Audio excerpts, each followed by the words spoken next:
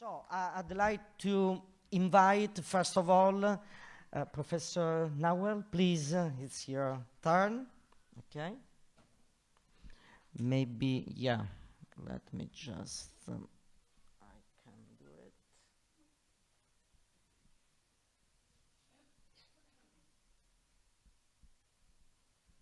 Okay, please.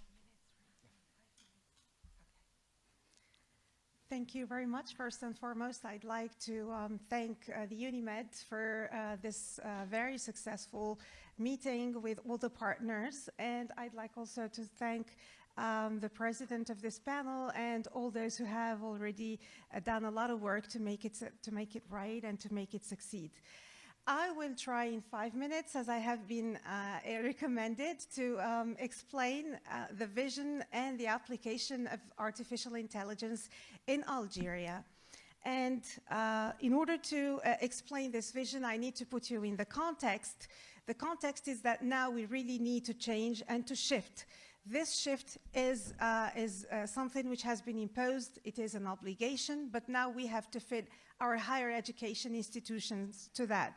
In order to do it, the Algerian government in general, under the umbrella of the Ministry of Higher Education and Scientific Research, has established a ministerial strategy. So this is something that we need to focus upon because it's not only an institutional strategy, but a ministerial strategy that speaks about the integration of AI. This integration goes from the period 2020 to 2030, and it endorses a transformation in the global higher education sector through many steps. The main one of them is the creation of a commission in charge of the transition to University 4.0. We can call it also the University of the Future because we can speak of 5.0 and so on and so forth. Through the creation of a transition master plan that works on different ladders, which focus on innovation, capacity building, and digital sovereignty. The scope of this initiative is, first of all, national. It works on different types of activities. First of all, we work on the persons who are going to use artificial intelligence through building their capacity, first of all, by mastering the topic, then implementing it, and working on AI-enhanced teaching and learning. This means that we are going to work with students, with teachers, in order to reinforce the strategy. The target groups, of course, are academics, students, but not only that, we also have institutional leaders, doctoral researchers, and here we are speaking about governance on AI. And in order to establish this strategy, we have channels that go for the communication and for the dissemination and sensibilization through conferences, through seminars, but also through guides and digital platforms. To do this, the Ministry of Higher Education and Scientific Research has gathered a number of 150 experts in AI in order to work on what they have called by the end, le livre blanc, the white paper, the white book. And this white book includes different aspects of the usage of AI, including also the ethics of how to use it. And the outcomes of the impact were a scalable AI education across all the disciplines, because there was a classification of disciplines, including disciplines of social and human sciences. There was also a stronger university enterprise linkage, because we no more speak only about the public sector, but we need to have with us also the private sector to help us support this initiative. We, as an outcome, we'll have through the teaching and the teaching of both the students and the academics and AI-ready graduate and researchers, because we speak of also of a plan for doctoral studies and increased international visibility and digital competitiveness. To end with the strategic goals of this AI strategy, where from a big and a macro level, which was governmental, to the Ministry of Higher Education and Scientific Research, to all the institutions. And here we have also called the experts from international experts, including the Algerian experts who are diaspora living abroad. So we are now working on institutional readiness for AI integration through the development of different characteristics through the Commission for the Transition to University 4.0. We have a master plan that teaches governance for 4.0, education, research, international cooperation and infrastructure. We work also on research and innovation, and this is something that we have talked about this morning and which is one of the very important topics about this transition using AI. We work on the human capital development for AI-driven economy and definitely about international and regional collaboration. This is the aim of this meeting, but also other institutions and other measures that we are doing in the framework of applying AI. Of course, we include in the white paper the ethics of how to use it. We need to change and to shape with AI the way we teach. We no more evaluate our students in the same way because we have ChatGPT to write everything ready. We need to think, of course, of a charter about ethics and deontology for AI, and this is all in order to help and support the human being in general go with this transformation. This morning we have spoken about the Pact of the Mediterranean. If we would like to make this pact successful, I have another pledge. Please consider also social and human sciences, because social and human sciences are really the most important in all these transformations. And in this way, AI will help in creating the Pax, which is the peace. Thank you very much.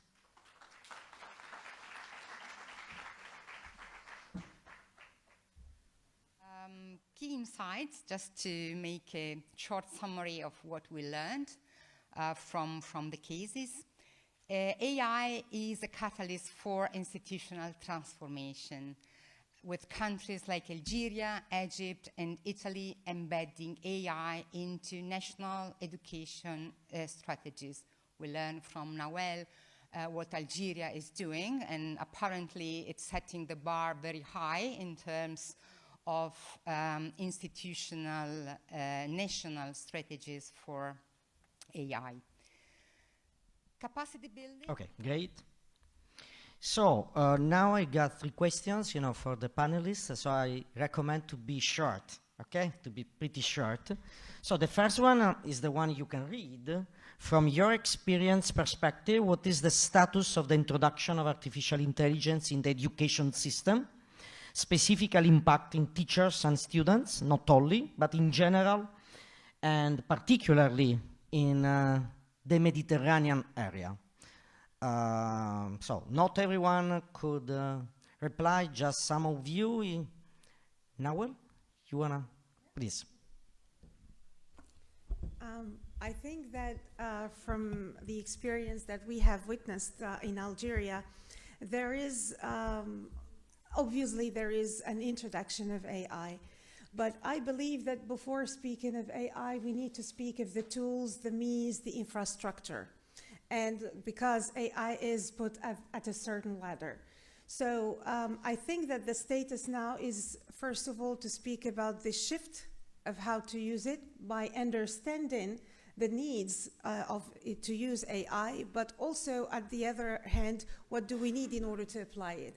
So the status here is, first of all, to look at the infrastructure, if it is available, to look at the knowledge and the mastery, if we really master the things that we have in hand, because sometimes when you don't know what you have, the thing that you have becomes dangerous.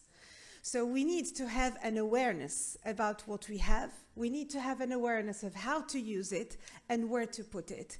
We need to put it in wise hands and with wise people and in its appropriate place. The appropriate place is, to me, to make the humans develop, to feel this prosperity, to make equality, and to make peace. So, to me, artificial intelligence is used for the human person. We can think of research and innovation in this aspect, but not as a main topic to develop only without looking at the surroundings and at the contexts. So we can do this, but put it in our minds, put it in our heads that all this is done for the people, for the societies, for the world. So now the status and the experience makes me think of defining what are the aims, the objectives, the emergency, and where to put this technology, because this is the most important thing to understand if we want to make this appropriately developed in our institutions, higher education institutions, but also users at a wider level. And the cooperation at the level of the Mediterranean is exactly what we are doing here. We have shared very interesting ideas since this morning about what is going on with the different actors, UNIMED, the European Commission, the Union for the Mediterranean, ETF, and so on and so forth. I think that we can sit all together in the same table and think of how to develop all these ideas so that we can make use and benefit of them equally on a win-win basis. Thank you. Okay, thank you for your, again, from your experience perspective, in which way AI is impacting the school, university as an ecosystem in terms of policymakers, government laws, and so on and so forth. Naouel, please. Yeah. I think it's that this development of AI is really affecting the development and impacting the development at all levels. Why? First of all, if we think from a positive side that AI is bringing something really beneficial, we need to think of the students that we are preparing today and their degrees. How would they be valid in 2030? Because if we think of the professions that we have today, in 5 or 6 or 7 years, they will no more be the same. So by introducing AI, just as an example in translation, now we have many apps to translate things from one language to another. So if we have students that have a specialty in translation, I think that we need to think it over in how to make them graduate and what they will do with their degrees. So the first thing to change is the nature of the degrees that we are giving to our students, and think of how they will be useful in order to find jobs. This, of course, when we think of our students and how to train them, we automatically will change the whole ecosystem. We change the way of how to look at them. We change the way of how to provide them with the appropriate tools, education, research, and so on and so forth.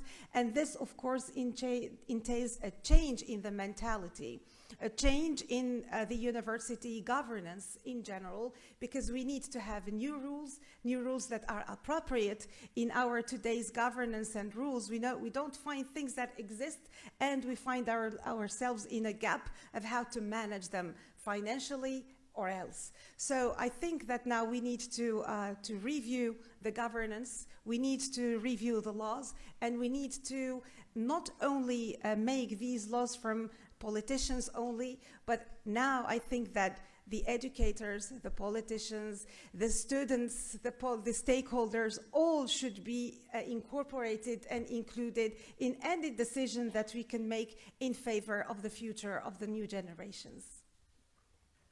Okay, thank you for your answer. I guess we have to move to add something on this question. Naouel, please. Yeah, I think that this question is the most urgent one, because we are speaking about ethics, we are speaking about values, and here I think that we have to speak of different ladders. First of all, we need to introduce a responsible AI. This is the first thing. The second thing is we need to create epistemic justice in the use of AI. And the third thing, and the most important if we speak about AI and democracy, here I need to focus on the judgments that we can have on the human judgment itself, because sometimes we trust what is given us by AI more than the trust we give to a human being. So we need to speak about the evaluation of governance using AI, but we need to speak of data sovereignty. So today we are speaking of a bunch of information. some information which is specific to countries. Now, if we have open AI, open sources, when do we speak of data sovereignty of these people? And if we speak of all these, we speak also of power. So how could be the division of power when we are speaking about the use of AI in all these disciplines? So I think this is really an impact and a very important question that we need to dig deep in order to find solutions to the future of the use of AI in higher education and in all the realms of life. Okay, thank you. Now, So what we did, we have to start from scratch. We have to really scrap open journal system and start our own AI-based journal system. And that works and has actually proven to work very well. And we have comparison between our own journal, which was published by standard open journal system, and the new one, two different journals. And the visibility of both journals on the current, even Google Scholar is hugely different. Regarding AI, how can university and teachers make sure that students can use it properly? Apart from the other type, you know, because it affects creativity. AI is kind of data which is driven by human, that data put it on computer using technology, and it produces what we wanted. But the question is here, how can we make sure that does not it affect the creativity of people? Because we have to mention the downside of the AI. And what are the... yeah, please. Thank you very much for the very relevant questions. Actually, I would say for the first question, yes, indeed, we need to start from our experience in everything, including AI. Because yes, we can have other experience in order to get inspired, because there can be other people would have other experiences that can be best practices or good practices, but always we should never copy, but we should adapt in order to create something new from us. If, for your question, if you have an experience or an example, yes, we do. We do have an example of that is called Linux. And maybe I can give you the link afterwards to that. It is an experience which has been developed by a group of experts at the level of the Ministry of Higher Education in Algeria. And it is an open, the Linux is a free programmation of the whole system, including the different pillars and domains of higher education, from research to education to governance. And it has been launched officially last week at the level of the ministry. I must tell you that it has been a work of 25 years, not just the work that has been done 2 or 3 years ago, because the experts started to think about that, but then with the developments of artificial intelligence, they have switched the research in order to apply a typically national system by creating this Linux free programmation adapted to the Algerian context, adapted to the needs, to the aspirations and the objectives. We can share about this experience because I believe it could be useful as well. And for the second question, actually, about how I can make sure that the students will use it properly, I can never make sure they will use it properly. And I think no one does, because this is something very difficult to measure, but I think that we can work on how to prepare the students, to prepare them, to prepare their awareness, to prepare them through through conferences, implicating everyone. Even when we make activities with the student clubs in order to make all the others aware about that. And also, I think that in the experience that I have presented, of course, I just had 5 minutes to do it, but The white paper, which has been developed by the Algerian ministry, contains a number of ethical issues that can provide guidelines in order to help support our students be more aware of the use of artificial intelligence, not to kill their creativity, but to the contrary to that, help them support that. I think that we as educators need, first of all, to change our paradigm and to think of new ways of evaluation, new ways of teaching, new ways of giving credits. And this is how we can move forward to support ourselves and our students in this regard. Thank you. Okay, just I think it's we use at FAO and promote artificial intelligence in many sophisticated and very essential programs for sustainability. Among them, the best now is intelligence or precision irrigation system that use AI to measure the right time for irrigation, the precise watering system, and maintains, and we've started already with Morocco, Egypt, and there are a few good examples in Jordan as well. And we developed those also for teaching. So we wanted students that are recent graduates from agriculture faculties to learn about those systems for our future of water scarcity. The question comes, how far low can we go in the education system to start bringing awareness at primary school, secondary school? I know that the sophisticated use of it comes well at university level, but I think when we consider so many aspects of non-clear, we need to start somewhere by developing some awareness system. One last point, when we are asked at FAO in the days of GMOs, the genetically modified foods or organisms or seeds in particular, and countries, can we use them? Are they safe? We say two things that you need to have before you can go to explore this unclear path. One is that you have to own your original seeds and store them. Two, you have to own the technology for the genetic modification. You do it yourself, so you know what you're doing. I think a lot of this concept needed in AI, based on what they said. You need to somehow be able to reverse engineer what you've had before so you don't lose it, but you also need to be able to own the development itself. Thank you. someone of you would like to just quick reply? Well, I can't disagree. Of course, I agree about all what you said. Indeed, if we want to speak about a plan, about a national plan or a Mediterranean plan of introducing AI, we cannot only stick and put it at the level of higher education, but it is a philosophy and it is a culture. And that is why we need to start from the lower levels.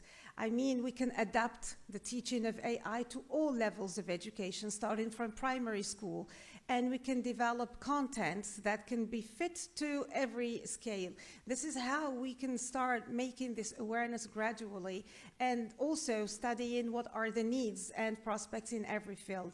And yes, there should be always, as has been introduced previously, thinking of creating something which is your own, benefiting from the other experiences, but you can't benefit yourself if you don't have a mastery of what is developed. So examples like that can just support the idea that there are benefits for everything, including AI. Let's take the benefit, take the advantage in order to make it develop according to the needs of everyone, and also according to the aspirations that not work the person or the country, but work the whole ecosystem, because by the end, the development of each and everyone is the development of the whole ecosystem. 10 minutes Okay, great, for a few questions. Is there any questions? Yeah, Naouel. Thank you very much. Actually, it's not a question, but I would like to share a good practice as well. Regarding refugees, I would like to mention a project that has been coordinated also by the University of Sétif too, under the Erasmus Plus program. It is called CIRES, and UNIMED was one of the main partners as well in this project. And in the project, we have worked on the creation of institutional capacities for the integration of refugees in higher education, and was a big sum of students that have been inside the project. The difference between this project and others is that the refugee students themselves were integrated and part of the project from the beginning to the end. That means when we did the questionnaire, when we did the training, we always asked them what should be the content. We had to listen to them, to their suffering, to how they feel once they are in an asylum or in a country where they had to flee the war. And we have ended up with, of course, a publication with a number of results. But what I wanted to say is that by the end we did a sub-network that is called the sub-network CRS. And we are continuing working with the refugee students, not only from the universities which were partner in the project, but now we are enlarging it to different persons, different NGOs, with the civil society, with every person which has a concern about refugees and taking that into consideration. So maybe we can also share some ideas on how to make synergies between what you are doing and between also the sub-network CRS. Thank you very much.